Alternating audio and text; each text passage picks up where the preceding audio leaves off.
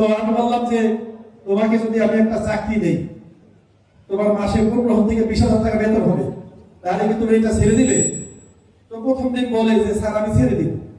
পরের দিন আবার আসছে, আসে বলে যে স্যার আমি ছাড়তে পারবো না। আগে কেন তুমি এটা ছাড়তে পারবে না কেন?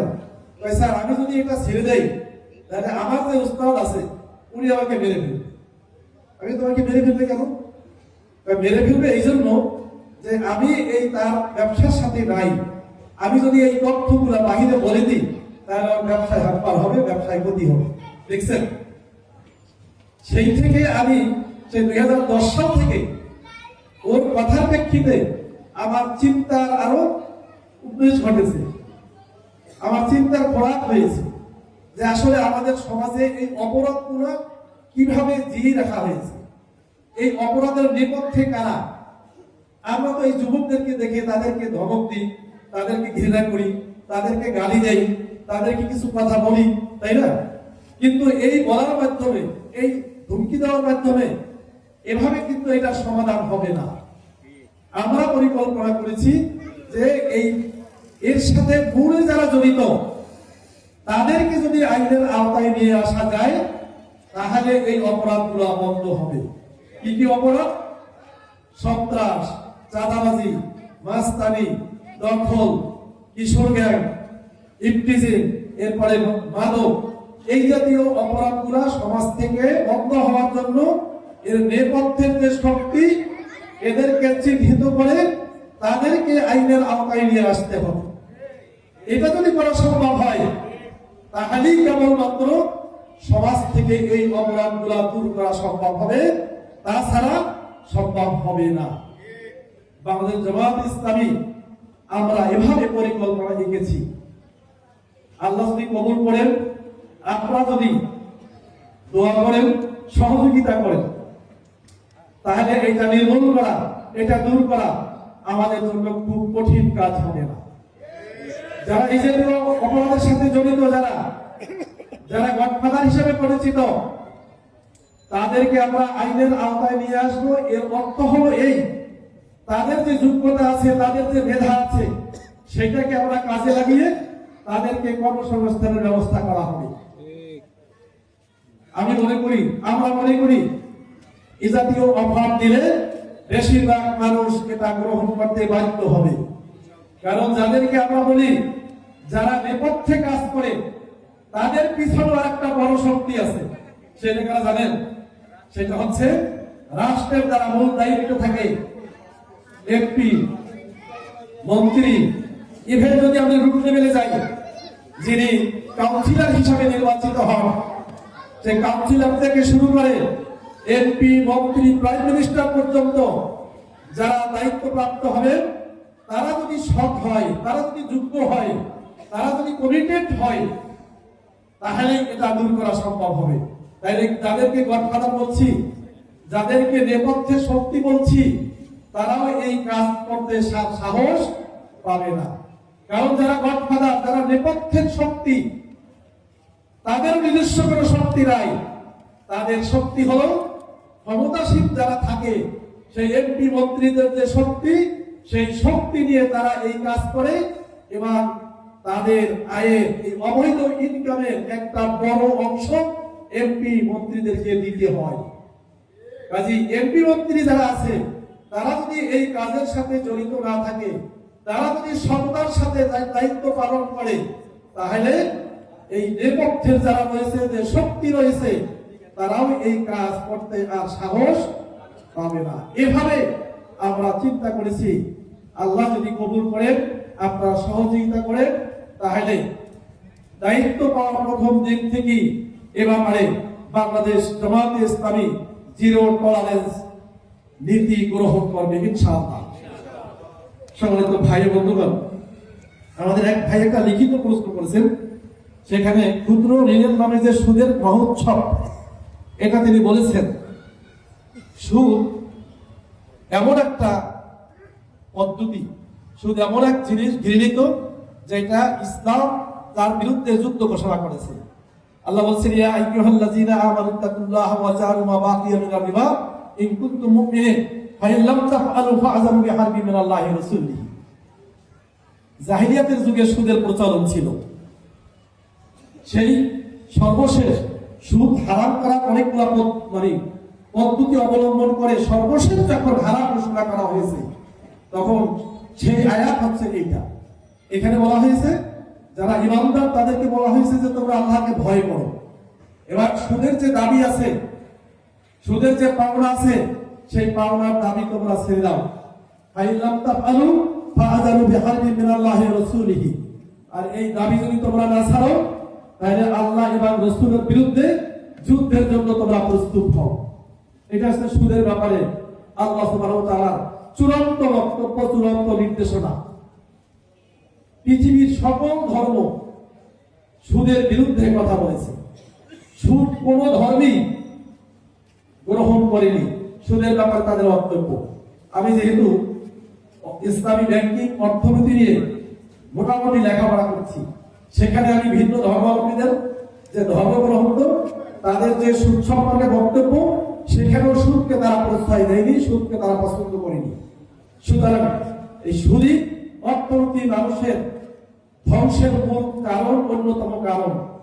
এর পরিবর্তে ইসলামে অনেক সুন্দর সুন্দর ব্যবস্থা রয়েছে, বিশেষ করে যাকাত ভিত্তিক অর্থনৈতিক ব্যবস্থা। আপনারা জানেন যে কর্জে হাসানা, যারা ক্ষুদ্র ঋণ নিয়ে তাদের জীবিকা নির্বাহ করে, তাদের জন্য ইসলামী রাষ্ট্র ব্যবস্থায় মুনাফা ছাড়াও একটা পদ্ধতি রয়েছে, যেটাকে কর্জে হাসানা বলা হয়। আমাদের জামাত ইসলামী কর্জে হাসানার একটা প্রজেক্ট আছে, যে প্রজেক্টের সাথে আমি নিজেও জড়িত, আলহামদুলিল্লাহ। আমি আসলে কথা বলতে গেলে দীর্ঘ সময় হয়ে যায়। জামাত ইসলামীর যে 4 দফা কর্মসূচি, এই কর্মসূচি যদি আপনারা সকলে ভালোভাবে একটু স্টাডি করেন, তাহলে বুঝতে পারবেন যে আমরা এই সমাজকে নিয়ে কি ভাবছি, সমাজকে কিভাবে পরিবর্তন করতে চাচ্ছি, কিভাবে মানুষের ভাগ্যের উন্নয়ন হবে, কিভাবে দেশের উন্নয়ন হবে। একটা মানবিক বাংলাদেশ গঠন করার জন্য যে ধরনের গুণাবলী থাকা দরকার, যে ধরনের কর্মসূচি থাকা দরকার, সব কর্মসূচিগুলি নিয়ে বাংলাদেশ জামাতে ইসলামী 1941 সাল থেকে এর ময়দানে কাজ করে যাচ্ছে। কিন্তু হাজারো প্রতিবন্ধকতা, আমাদের বিরুদ্ধে অনেক অপবাদ, অনেক মিথ্যাচার, এই বিষয় এখন আপনাদের সামনে তুলে ধরার দরকার আছে বলে আমরা মনে করি না। কারণ 24-এর যে জুলাইয়ের বিপ্লব, এই বিপ্লব উত্তর আপনাদের কাছে এই বিষয়গুলি অত্যন্ত স্পষ্ট হয়েছে। কাজেই এই বিষয় আর আমি আপনাদের সামনে আলোচনা করতে চাচ্ছি না। সম্মানিত ভাই বন্ধুগণ, আমি ঢাকা চাই নিয়ে অনেক চিন্তা করে দেখেছি। আলহামদুলিল্লাহ, আমাদের সঞ্চালক ভাই বলেছেন যে আপনারা হয়তো আমাকে চেনেন না, বাট আমি 1987 সাল থেকে ঢাকা চাইরে আমি আমার যাতায়াত। 1989 সাল থেকে আমি স্থায়ীভাবে এই ঢাকা 4-এ অবস্থান করি।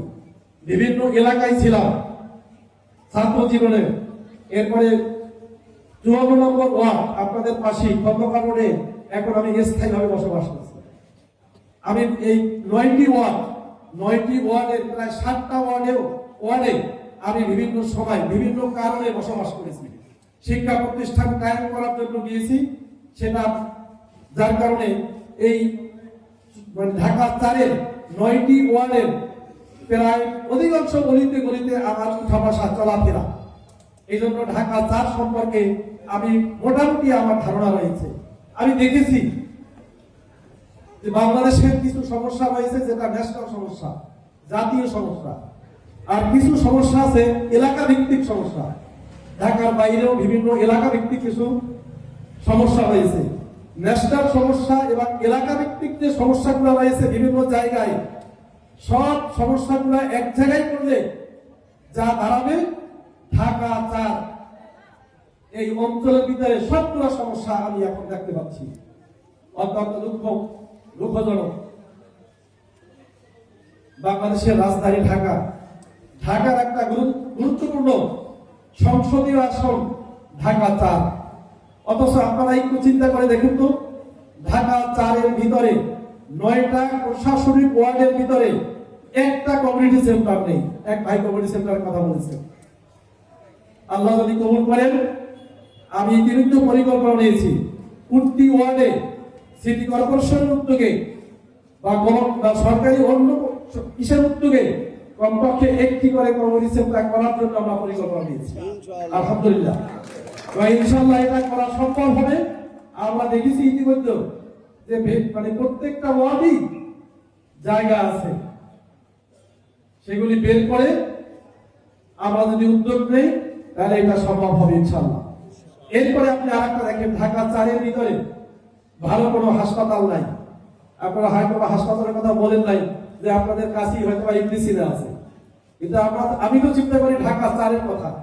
ঢাকা 4-এর ভিতরে একটা ভালো মানের সরকারি হাসপাতাল তো নাই, বেসরকারিও কোনো হাসপাতাল উন্নত মানের চিকিৎসা দেয় এরকম হাসপাতাল নাই। কিছু ক্লিনিক আছে আর সেখানে আমার 5-10টা বা 20টা বেড আছে, কিন্তু এটাকে চিকিৎসা সেবা বলা যায় না। এরপরে আপনারা জানেন যে খেলার মাঠ ঢাকা 4-এর ভিতরে 9টা ওয়ার্ডের ভিতরে উপযুক্ত কোনো খেলার মাঠ নেই। বিভিন্ন স্কুল যেটা রয়েছে একটু যে স্কুল এর ভিতরে ধোলাইপাড় মাঠে একটু জায়গা আছে, তাছাড়া অনেক স্কুল আছে সেখানে কোনো মাঠ নাই। আশরাফ মাস্টার স্কুল নামে একটা বড় স্কুল দীর্ঘদিনের আমাদের মরহুম কিবরিয়া সাহেব প্রতিষ্ঠা করেছিলেন বিশিষ্ট শিক্ষাবিদ, সেখানে মাঠ উঠেই নেই। এরকম অনেক শিক্ষা প্রতিষ্ঠান আছে যেখানে খেলার জন্য কোনো মাঠ নেই। এভাবে দেখেছি আমরা ঢাকা 4-এর ভিতরে কোনো এলাকায় উপযুক্ত খেলার কোনো মাঠ নেই। আমরা যুবকদেরকে ঘৃণা করি, যুবকরা নেশাগ্রস্ত হয়ে যাচ্ছে, নষ্ট হয়ে যাচ্ছে, কিন্তু তাদের কিন্তু আমরা উপযুক্ত পরিবেশ দিতে পারি নাই। আমাদের নিজেদের দিকে আঙ্গুল যাওয়া দরকার যে আমরা কি করেছি এই সমাজের জন্য, ঢাকা 4-এর জন্য।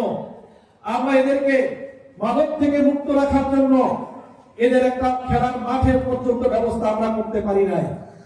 এটা আমাদের ব্যর্থতা, এটা আমাদেরকে অনুধাবন করতে হবে। সম্মানিত ভাই বন্ধুগণ, আপনারা এখানে বলেছেন ধোলাইপাড় ফুটবল ব্রিজের কথা। আসলে আমার মাথায় ধরে না যে যখন এই ডেভেলপমেন্টমূলক কাজগুলো করা হয়েছে আমরা তো তখন ছিলাম বেশিরভাগ সময় জেলখানায়, আর বাসায় থাকলেও মানে পরিবারের সাথে বাসায় তো খুব কম থাকতে পেরেছি। অনেক মানে বিভিন্ন বাসায় এক এক সময় থাকতে হয়েছে। এটা তো আপনারা জানেন যে এই যে এখানে যে ধোলাইপাড় যে জায়গাটা, এখানে পারাপারের জন্য এই পাশ থেকে ওই পাশে যাওয়া, ওই পাশে এ পাশে আসার জন্য কোনো ব্যবস্থা নাই। তার লোকজন কিভাবে যাতায়াত করবে এই প্রশ্নের উত্তর আমার কাছে নেই। আমরা দেখছি যে কিছু দূর সামনে যে একটা ফুটওভার ব্রিজ করা হয়েছে। আচ্ছা, এই ফুটওভার ব্রিজ কোন হিসাব করে করা হয়েছে, ওখান থেকে কারা যাতায়াত করবে, এটা আমার বুঝে আসতেছে না। যে ওখানে হয়তো স্বল্প সংখ্যক লোকের জন্য হতে পারে, কিন্তু মূল যে জায়গাটা এখানে পারাপারের জন্য কোনো ব্যবস্থা নাই কেন, যেখানে রেগুলার হাজার হাজার লোক